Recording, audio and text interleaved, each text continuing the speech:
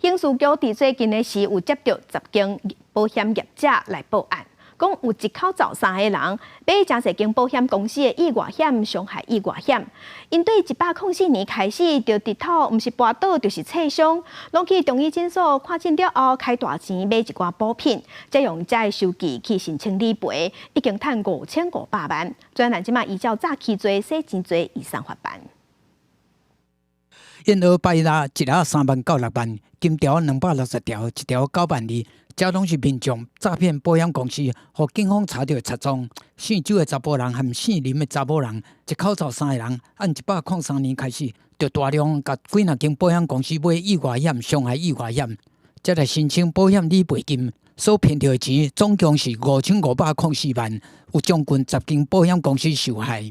周显跟家人以轻微的车祸、碰撞等理由，并假借购买高单价的中药材，向多家保险公司申请理赔。那专案小组在今年6月执行拘提，搜索周姓2名嫌犯，查扣大量证物，如黄金、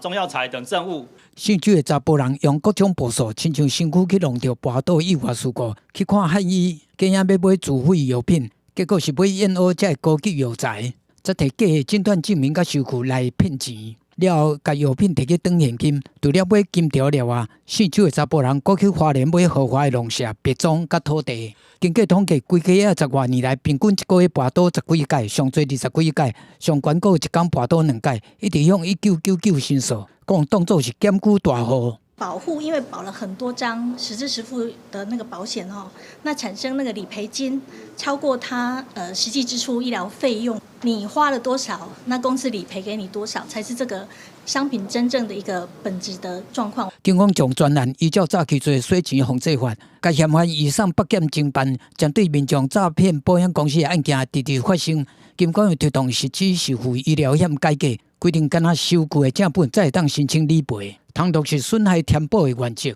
防止民众靠破病来赚钱。新报道有计10月初实施。记者综合报道。